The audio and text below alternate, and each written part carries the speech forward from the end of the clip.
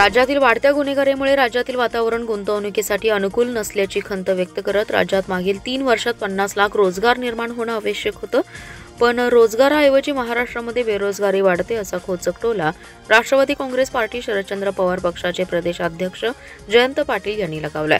विधानसभेत राज्यपालांच्या अभिभाषणावरील चर्चेत त्यांनी सहभाग घेतला। आमदार जयंत पाटील म्हणाले, गुंतवणूकदारांसाठी निर्भय वातावरण तयार करण्यासाठी सरकारने प्रयत्न करणं आवश्यक आहे। पंतप्रधान नरेंद्र मोदी यांनी इकॉनॉमिक ॲडवायझरीने सांगितलं की महाराष्ट्राची पिछेहाट झाली असून महाराष्ट्र गुजरातच्या मागे पडत आहे। मग सरकारला 3 इंजिन लावून फायदा काय? HSRP नंबर प्लेटसाठी तिप्पट रक्कम महाराष्ट्राकडून वसूल केली जाते। ज्या 3 विविध कंपन्यांना कंत्राट दिलं त्याच कंपन्या इतर राज्यात मात्र कमी दरात काम करतात आणि महाराष्ट्रात दर जास्त आहे हे सांगताना त्यांनी परिवहन विभागाच्या साक्षीनेच कोट्यावधींची लूट सुरू आहे असा आरोप केलाय। दिल्ली येथे पार पडलेल्या 98व्या अखिल भारतीय साहित्य संमेलनात अध्यक्ष तारा भवाळकर यांनी मांडलेल्या विचारांचा दाखला देत वारकरी संतांनी सामाजिक समतेचं पहिलं मूल्य दिलं। संतांनी जातीभेदाला ठामपणे विरोध केला। जया म्हणती नीच वर्ण स्त्री शूद्रादी हीन जन सर्वानुभूती देव वसे नीचा ठाई काय नसे असा रोखटोक सवाल एकनाथ महाराजांनी विचारलाय। ज्या स्त्री शूद्रांना तथाकथित उच्चवर्णीयांनी त्यांच्या संकुचित संस्कृतीतून वगळलं त्यांची बाजू संतांनी लावून धरली आहे। संत केवळ सामाजिक समतेचा विचार मांडूनही थांबले नाहीत, त्यांनी त्यांच्या परीने त्या काळात जितकं शक्य तितकं कार्य करण्याचाही प्रयत्न केला। पण याच महाराष्ट्रातील जालना जिल्ह्यात मागासवर्गीय समाजातील एका मुलाला निर्घृणपणे मारण्यात आलं असून महाराष्ट्रात निर्घृणपणे हत्या होत आहेत हे शोभणारं नाही अशी खंतही त्यांनी व्यक्त केली आहे। सांगली कृषी उत्पन्न बाजार समितीच्या आवारात काढण्यात आलेल्या हळदीला रेकॉर्ड ब्रेक क्विंटलला 30,000 रुपयाचा भाव मिळालाय।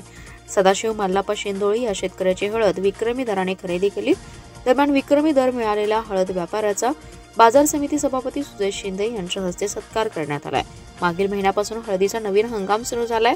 यार्डात आठवड्यातून 3 ते 4 वेळा खुल्या पद्धतीने सौदे काढण्यात येतात। हंगामाची सुरुवात असल्याने आणि पीक कमी असल्याचा अंदाज आल्याने नवीन हळदीला चांगला भाव मिळतोय। मुहूर्ताच्या सौद्यात 26,000 इतका क्विंटलला भाव मिळाला होता। यामध्ये वाढच होत असून आज काढण्यात आलेल्या सौद्यात हळदीच्या दराने विक्रम केलाय। बाजार समितीच्या इतिहासामध्ये प्रथमच राजापुरी हळदीला क्विंटलला 30,000 इतका भाव मिळालाय। यार्डातील बंडा बाळा फराटे या आडत दुकानात झालेल्या हळद सौद्यात सदाशिव मल्लाप्पा या शेतकऱ्याची हळद यार्डातील व्यापारी UK खिमजी अँड कंपनी या व्यापाऱ्याने विक्रमी दराने खरेदी केली। चालू वर्षी हळद उत्पादन क्षेत्रात अतिवृष्टीसह अन्य कारणांमुळे पीक कमी आहे, उत्पादनही कमी येणार असल्याने हळदीला चांगला भाव मिळतोय। बाजारात सध्या सरासरी 12 ते 15,000 इतका भाव मिळतोय। या दरात वाढ होण्याचा व्यापाऱ्यांचा अंदाज आहे, त्यामुळे शेतकऱ्यांनी जास्तीत जास्त हळद विक्रीस आणावी असं आवाहन बाजार समितीचे सभापती सुजय शिंदे यांनी केले। यावेळी संचालक रमेश पाटील, संग्राम पाटील, काडाप्पा वारद, सचिव महेश चव्हाण आदी जण उपस्थित होते। सन 2003 ते 2004च्या दरपत्रकानुसार बांधकाम दर्जा, क्षेत्रफळ, वापर, बांधकाम प्रकार आणि इमारतीचं वय विचारात घेऊन मालमत्ताधारकांची घरपट्टी निश्चित केली आहे। प्रशासनाने कुठलीही अन्यायकारक घरपट्टी नागरिकांवर लादलेली नाही, त्यामुळे नागरिकांनी घरपट्टी भरून सहकार्य करावे असे आवाहन आयुक्त शुभम गुप्ता यांनी केले। त्यांनी प्रसिद्धीत दिलेल्या पत्रकात म्हटलंय की अत्याधुनिक ड्रोनच्या माध्यमातून शहरातील नवीन, वाढीव आणि वापरात बदल झालेल्या अशा सर्व मालमत्तांचे सर्वेक्षण झाले। या सर्वेक्षणामुळे मालमत्तांची अचूक माहिती आणि कर योग्य मूल्य निश्चित केले जाणार आहे। सर्वेक्षणामध्ये नव्याने आढळणाऱ्या मालमत्तांसाठी पालिकेच्या वतीने कर आकारणीची कार्यपद्धती जाहीर करण्यात आली आहे। इमारत आणि जमिनीवर मालमत्ता कराची आकारणी आणि वसुली कार्यवाही करण्यात येते।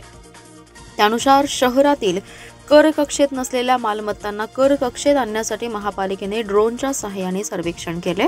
या सर्वेक्षणात नवीन, वाढीव, वापरात बदल अशा मालमत्ता आढळल्या आहेत। या मालमत्तांसाठी कर आकारणीची कार्यपद्धती निश्चित करण्यात आली आहे। सर्व मालमत्तांची अंतर्गत बिनचूक मोजमाप केली आहेत। मालमत्तांची आकारणीकरिता फक्त चटई क्षेत्र घेण्यात आलंय।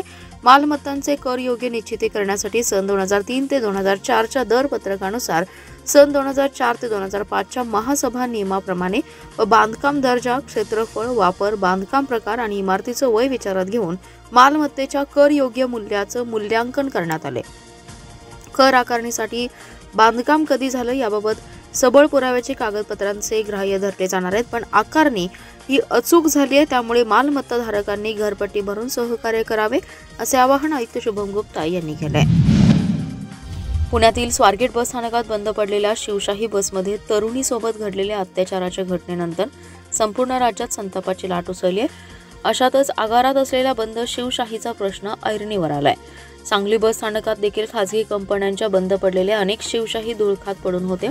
अखेर एसटी महामंडळाला या शिवशाही बसेस स्थलांतरित कराव्या लागल्या. आजपासून सांगली आगारामध्ये पडून असणाऱ्या शिवशाही बसेस मिरज रोडवरील चंदनवाडी येथील कार्यशाळेत स्थलांतर करण्यास सुरुवात झाली आहे. एकूण 11 शिवशाही बसेस आणि एक खासगी बस अशा 12 बसेस या ठिकाणी भंगार अवस्थेत पडून होत्या.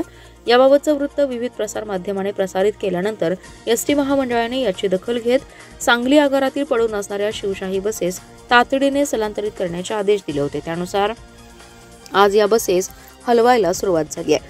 त्याचबरोबर परिवहन विभागाने कारवाई केलेल्या खासगी प्रवासी बसेस देखील बस स्थानकात पडून आहेत. याही बसेस इतरत्र स्थलांतरित करण्याबाबत पत्रव्यवहार केल्याचे आगार व्यवस्थापक राजेंद्र घुगरे यांनी सांगितले. जिल्हा मध्यवर्ती बँकेच्या बिगर शेतीची 1016 कोटींची थकबाकी वसूल करण्यासाठी जिल्हा बँकेने तब्बल 4488 थकबाकीदारांवर कारवाईचा बडगा उगारलाय. यात सर्वाधिक 4047 जणांवर 101 ची कारवाई करण्यात आली आहे, तर 229 जणांवर सिक्युरिटीडायझेशन ऍक्ट अंतर्गत कारवाई झाली आहे. या थकबाकीदारांवर सहकारी संस्था, व्यक्तिगत कर्जदारांचा समावेश आहे. मार्च एंडमुळे जिल्हा बँकेने वसुलीची मोहीम तीव्र केली आहे. शेती व बिगर शेती कर्जाची वसुली जोरात आहे. यासाठी जिल्हा बँकेच्या सांगलीतील प्रधान कार्यालयातील अधिकाऱ्यांची टीम सर्व तालुक्यात वसुलीसाठी जाते. मुख्य कार्यकारी अधिकारी शिवाजीराव वाघ यांच्या मार्गदर्शनाखाली बँक आक्रमकपणे कायदेशीर मार्गाने वसुलीची मोहीम राबवत आहे. कर्जमाफीच्या आशेने शेती कर्जाची वसुली फारशी होताना दिसत नाहीये. थकबाकीदार शेतकरी कर्ज परतफेड करण्यास टाळाटाळ करतायत. कर्जमाफी होईल या आशेने शासनाच्या निर्णयाकडे लक्ष ठेवू नयेत. तरीही जिल्हा बँकेने सोसायटीच्या माध्यमातून शेती कर्जाची वसुली सुरू ठेवली आहे. जिल्हा बँकेने बिगर शेतीसाठी दिलेलं कर्जही मोठ्या प्रमाणात थकीत आहे.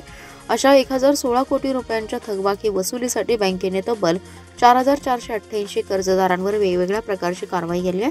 या 4047 कर्जदारांवर 101 चे दावे दाखल केले, तर या कर्जदारांकडे 148 कोटी 69 लाख रुपयांची थकबाकी आहे. तसेच 12 कोटी 52 लाखांची थकबाकी वसुलीसाठी 3 जणांवर NCLT मध्ये दावे दाखल केलेत. सिक्युरिटीडायझेशन ऍक्ट अंतर्गत 229 थकबाकीदारांवर कारवाई केली असून त्यांच्याकडे 594 कोटी 68 लाख रुपयांची थकबाकी आहे. 227 कोटी 80 लाखांची वसुलीसाठी 24 जणांवर सहकार न्यायालयात दावे दाखल केलेत. 73 कोटी 62 लाखांच्या वसुलीसाठी 88 जणांवर कलम 138 अंतर्गत कारवाई केली, तर 3 कोटी 80 लाखांच्या वसुलीसाठी मयत सभासदांचे 1241 वारसांना कलम 91 खाली दावापूर्व नोटीस बजावण्यात आली आहे. पुणे येथील स्वारगेट बस स्थानकामध्ये घडलेल्या प्रकारामुळे सांगली बस स्थानकात संपूर्ण परिसर दिसेल असे CCTV कॅमेरे बसवावेत अशी मागणी सर्वपक्षीय कृती समितीच्या वतीने विभाग नियंत्रकांकडे करण्यात आली आहे. यावेळी कृती समितीच्या वतीने निवेदन देण्यात आलं. यामध्ये म्हटलंय की पुणे येथील स्वारगेट बस स्थानकामध्ये घडलेल्या घटनेचे पडसाद राज्यभर दिसत आहेत. महिलांच्या सुरक्षेसाठी काही गोष्टींचा आढावा घेणं गरजेचं आहे. सध्या सांगली बस स्थानकामध्ये दररोज 10,000पेक्षा जास्त प्रवासी प्रवास करतात. प्रवाशांची संख्या लक्षात घेता त्याच्यामध्ये महिलांचं प्रमाण मोठ्या प्रमाणात असल्याने महिलांच्या सुरक्षेचा प्रश्न सर्वात महत्त्वाचा आहे. त्यामुळे महिलांच्या सुरक्षेसाठी बस स्थानकात CCTVच्या नियंत्रणाखाली आणावं. पोलीस ठाण्यातील निर्भया पथकाने दिवसातून किमान 3 वेळा पेट्रोलिंग करावे. महिलांच्या सुरक्षेसाठी आणि त्यांच्या मदतीसाठी महिला कक्ष स्थापन करण्यात यावा. प्रत्येक बसमध्ये CCTV यंत्रणा असावी. गाडीची सुस्थितीबाबत माहिती फलक, गाडीची नियमित देखभाल, गाडीचे स्वच्छता, निर्जंतुकीकरण, आपत्कालीन सुविधा, वायफाय सुविधा, तक्रारी संदर्भात संपर्क क्रमांकाचा नंबर गाडीच्या दर्शनी भागात लावण्यात यावा. सांगली येथे शहरी बस स्थानक आणि माधवनगर येथे संपूर्ण ग्रामीण विभागासाठी नवीन स्वतंत्र बस स्थानकांचे 2 स्वतंत्र विभाग करण्यात यावे अशा मागण्या करण्यात आल्या. यावेळी माजी महापौर संगीता खोत, माजी नगरसेविका सविता मदने, माजी नगरसेवक संजय यमगर, भारत खांडेकर, सुरेश टेंगले, गणेश पांढरे, युवराज मोठे, अर्जुन ढोबळे, मारुती गडदे आदी जण उपस्थित होते. भारतातील ज्या त्या धर्माची स्थळे ज्या त्या धर्मातील अनुयायांच्या तसेच धर्मगुरूंच्या ताब्यात आहेत आणि त्यांच्याकडून त्याचं देखभाल आणि संरक्षण होत आहे. परंतु संपूर्ण विश्वाला शांततेचा संदेश देणारे तथागत भगवान गौतम बुद्ध यांना सम्यक संबोधित प्राप्त होणारे स्थळ म्हणजे बुद्धगया आणि याच ठिकाणीच महाबोधी विहार आहे। संपूर्ण जगातील बौद्ध अनुयायांचे हे अतिशय पूज्य आणि पवित्र ठिकाण आहे, परंतु या ठिकाणी इतर धर्मातील लोकांनी कब्जा केला असून बौद्ध धर्माच्या विसंगत कृत्य या ठिकाणी केले जाते। याकरिता बुद्धगया मंदिर अधिनियम अंतर्गत न्याय मिळावा याकरिता संपूर्ण देशभर महाबोधी विहार मुक्ती आंदोलन सुरू आहे। नमूद अनुच्छेदांचा जाणीवपूर्वक संबंधित अधिकारी आणि व्यवस्थापक यांच्याकडून भंग होत असून बौद्ध अनुयायांच्या भावना दुखावण्याचं काम होतंय। त्यामुळे महाबोधी विहार याचा ताबा बौद्धांकडे द्यावा, अन्यथा भारतासहित पूर्ण जगामध्ये संतापाची लाट पसरेल आणि याची झळ येथील सामाजिक व्यवस्था, अर्थव्यवस्था याला लागेल आणि त्याची संपूर्ण जबाबदारी या देशाचे पंतप्रधान, गृहमंत्री तसेच बिहार राज्याचे मुख्यमंत्री आणि त्यांचे मंत्रिमंडळ यांची असेल, अशी मागणी करत भारतीय बौद्ध महासभा आणि वंचित बहुजन आघाडीच्या वतीने आंदोलन करण्यात आलं। यावेळी आपल्या मागण्यांचं निवेदन जिल्हाधिकाऱ्यांना देण्यात आले। यावेळी भारतीय बौद्ध महासभाचे जिल्हा अध्यक्ष रुपेश तामगावकर, संजय कांबळे, विशाल कांबळे, वंचित बहुजन आघाडीचे सांगली शहराध्यक्ष विनायक मोरे, जितेंद्र कोलप, कमलताई खांडेकर, उल्काताई तामगावकर, अलका वाघमारे, प्रशांत वाघमारे, संजय भूपाल कांबळे, योगेश कुर्णे, मनोज संदेश यांच्यासह मोठ्या संख्येने बौद्ध बांधव उपस्थित होते। तासगाव तालुक्यातील बस्तवडे येथील जिल्हा परिषद शाळेतील मुख्याध्यापिका विद्या मिरजकर यांनी रजा न काढता शाळेत गैरहजर राहिल्याप्रकरणी त्यांच्यावर निलंबनाची कारवाई मुख्य कार्यकारी अधिकारी तृप्ती धोडमिसे यांनी केली आहे। तसेच केंद्र प्रमुख, विस्तार अधिकारी आणि त्याच शाळेतील शिक्षक दीपक माळी आणि दीपाली भोसले यांना कारणे दाखवा नोटीस बजावण्यात आली आहे। बस्तवडे येथील शाळेत काही दिवसांपूर्वी शनिवारी रजा न काढता मुख्याध्यापक यांच्यासह 2 शिक्षक गैरहजर होते। या प्रकरणी तक्रार आली होती, त्यानंतर शिक्षकांचे जबाब घेण्यात आले होते। कामचुकारपणाबाबतचा अहवाल जिल्हा परिषदेच्या प्रशासनाकडे पाठवण्यात आला होता। प्राप्त अहवालानुसार ही कारवाई करण्यात आली आहे। याच प्रकरणी शाळा व्यवस्थापन समिती, केंद्र प्रमुख, विस्तार अधिकारी, गट शिक्षणाधिकारी यांनाही कारणे दाखवा नोटीस देण्यात आली आहे। त्यांच्याकडून समाधानकारक उत्तरे न आल्यास नियमानुसार कारवाईचे संकेत प्रशासनाकडून देण्यात आले आहेत। सांगलीतील शोले स्टाईल पत्रकार महापालिकेचे ब्रँड अँबॅसेडर दीपक भीमराव चव्हाण यांना छावा क्रांतिकारी संघटनेकडून पत्रकार भूषण पुरस्काराने सन्मानित करण्यात आले। सांगलीतील छावा संघटनेच्या मेळाव्यात माननीय मातंगी दिव्याधाम छत्तीसगडचे पीठाधीश डॉक्टर श्री प्रेमासाई महाराज यांच्या हस्ते आणि संस्थापक अध्यक्ष किरण गायकर आणि भाजपा नेत्या स्वाती शिंदे, जिल्हाध्यक्ष नितीन शिंदे यांच्या उपस्थितीत दीपक चव्हाण यांना पत्रकार भूषण पुरस्काराने सन्मानित करण्यात आले। यावेळी विविध क्षेत्रात उल्लेखनीय काम करणाऱ्या मान्यवरांना देखील विविध पुरस्काराने सन्मानित करण्यात आले।